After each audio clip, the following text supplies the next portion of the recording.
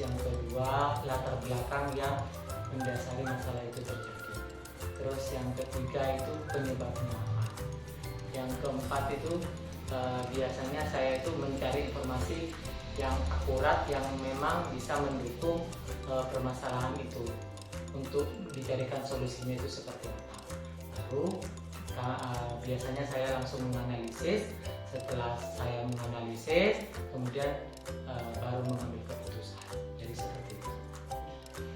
Kemudian, bagaimana Anda menjalankan pengambilan keputusan di sekolah panjenengan, terutama untuk kasus di mana ada dua kepentingan yang sama-sama benar atau sama-sama mengandung kewajiban?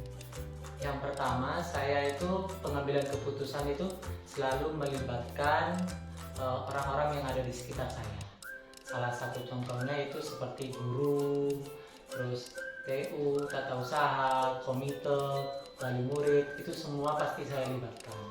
Karena bagi saya suatu kepala yang banyak, pemikiran yang banyak, itu lebih banyak solusinya ketimbang pemikiran sendiri. Jadi kenapa saya selalu melibatkan banyak orang? Tujuannya adalah supaya mendapatkan solusi yang terbaik. Dari solusi yang terbaik itulah baru saya mengambil suatu keputusan yang mungkin bisa dikatakan lebih bijaksana ketimbang keputusan yang saya ambil sendiri. Jadi seperti itu. Kemudian, langkah-langkah atau prosedur seperti apa yang Anda lakukan selama ini?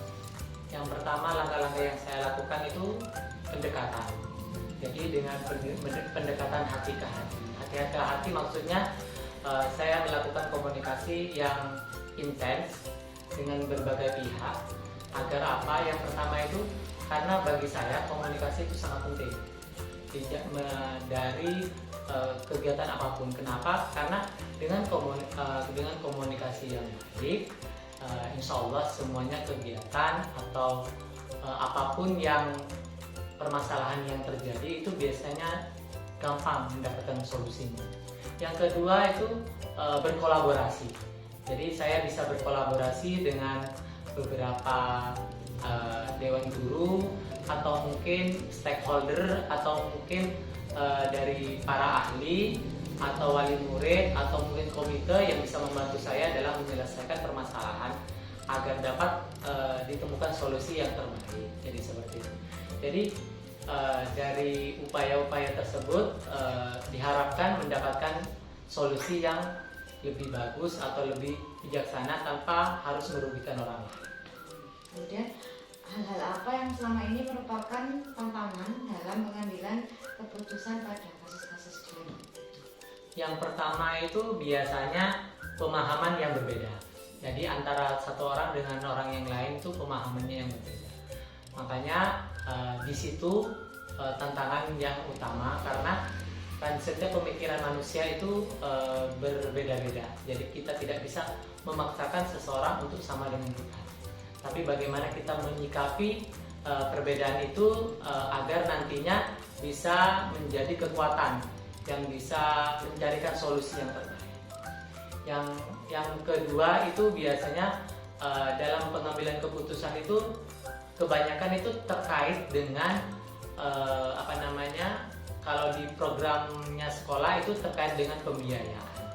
Jadi dalam pembiayaan itu biasanya terkendala dengan laporan-laporan atau ada biaya-biaya yang mungkin tidak bisa diakomodir untuk kegiatan tersebut. Jadi makanya dalam program-program kami itu biasanya terkendala masalah pembiayaan. Yang kedua itu kerjasama dengan berbagai pihak kayak wali murid, stakeholder dan macam-macam itu.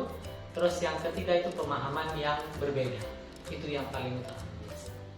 Kemudian, apakah Anda mempunyai sebuah jadwal tertentu dalam penyelesaian kasus?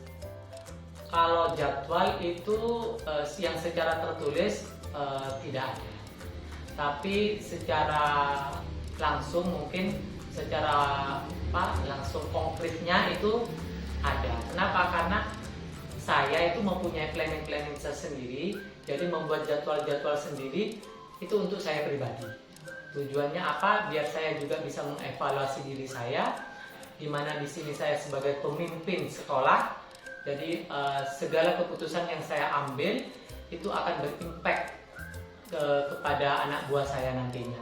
Makanya perlu adanya analisis, evaluasi, dan refleksi bahkan tidak lanjut yang mungkin bisa saya terapkan dan bisa membuat anak buah saya itu menjadi lebih, istilahnya lebih senang mendapatkan solusi yang terbaik dari saya sebagai seorang pemimpin. Kemudian adakah seseorang atau faktor-faktor yang selama ini mempermudah atau membantu Anda dalam pengambilan keputusan? Faktor-faktor yang mempermudah saya dalam pengambilan keputusan yaitu yang pertama itu dari saya pribadi. Saya harus mempunyai kemampuan lebih, saya harus banyak belajar dari berbagai sumber, baik dari media cetak.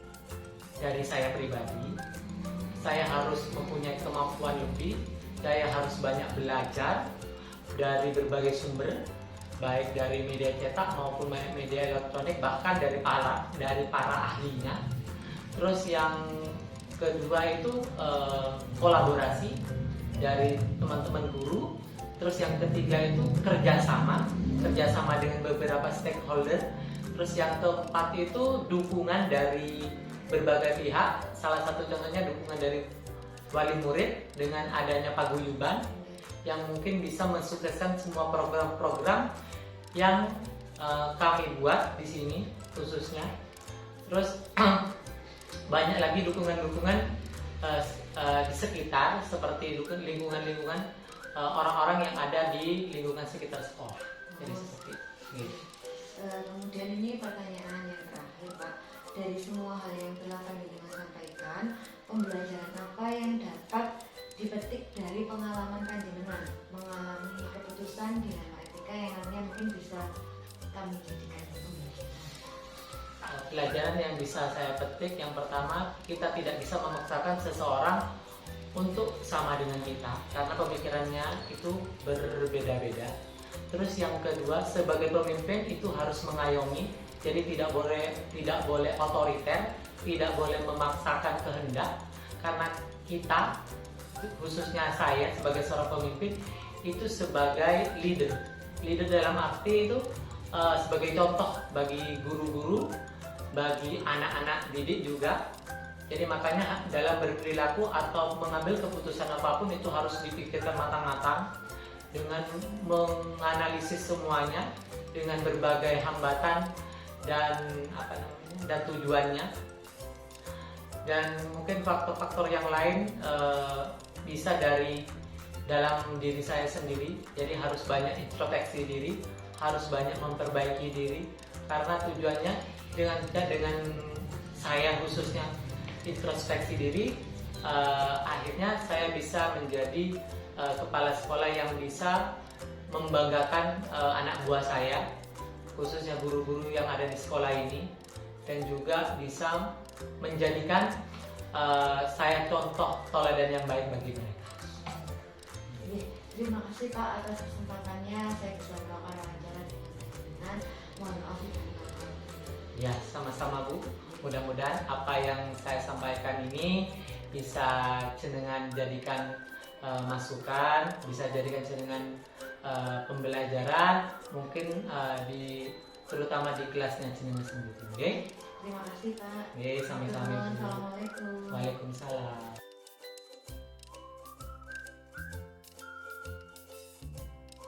Assalamualaikum warahmatullahi wabarakatuh. Waalaikumsalam warahmatullahi wabarakatuh. Bu, mohon maaf mengganggu waktunya. Nggih, Bu Ayu. Ini saya akan melakukan wawancara untuk materi kami di Guru Penggerak tentang pengambilan keputusan berdasarkan nilai etika. Nggih. Di sini saya mau bertanya tentang pengalaman yang sudah Ibu alami selama ini. Di sini bagaimana Ibu menjalankan pengambilan keputusan di sekolah, terutama untuk kasus yang dimana ada dua kepentingan yang sama-sama benar, bagaimana panjenengan mengambil keputusan? Oh begitu. Kita untuk mengambil keputusan atau menentukan sesuatu kita lihat mana yang lebih utama, itu yang harus diutamakan. Jadi kepentingan yang mana yang urgent gitu kan, itu sama-sama baik. Jadi ya yang lebih utama dulu, yang lebih dibutuhkan oleh sekolah dulu yang kita utamakan. Biasanya langkah-langkah yang diambil seperti apa? Selain melihat kondisi real, saya melakukan koordinasi dengan Bapak Ibu guru mana yang harus didahulukan. Jadi saya biasanya secara musyawarah dengan stakeholder yang ada, tergantung kebutuhannya di mana, kepentingannya di mana, gitu. Melibatkan semuanya. Kemudian hal-hal apa yang selama ini Anda anggap efektif dalam pengambilan keputusan? Yang tidak menimbulkan untuk luar. Kemudian mungkin Ibu bisa menceritakan tentang tantangan yang pernah Ibu alami dan akhirnya panjenengan bisa berhasil menyelesaikan tantangan begitu. tersebut. Nggih. Biasanya kalau itu terutama kendalanya itu biaya, yang mana kalau ini terkait dengan kebutuhan sekolah yang berupa sarpras ya Bu ya. Kalau terkait dengan SDM beda lagi. Kalau kepentingannya itu yang harus diutamakan itu misalnya terkait sarpras, maka sarpras yang mana yang harus dipenuhi lebih dahulu. Terus tantangannya biasanya ada pada biaya. Biayanya tidak tercover di Bosnas, harus melibatkan wali murid, itu harus kita kemas sebaik mungkin. Saya koordinasi dengan komite utamanya, dengan wali murid, dan keputusannya saya serahkan kembali ke komite dan wali murid. Lalu faktor-faktor dan siapakah orang-orang yang Mohon maaf tanda kutip tadi ya Bu ya, Oke. terkait dengan pengambilan keputusan yang melibatkan dana atau keuangan, karena untuk perbaikan sarpras itu sekali lagi tidak boleh saya memaksakan harus iuran, tetapi saya kemas sumbangan sukarela seikhlasnya, itu yang harus digarisbawahi, berupa sumbangan sukarela seikhlasnya, tidak nyumbang ya ada apa-apa, menyumbang Rp1.000 ya baik, dan alhamdulillah. Yang penting sekolah ada perubahan dan kondusif untuk semuanya. Oke. Kemudian faktor yang selama ini mempermudah panjenengan dalam mengambil keputusan itu.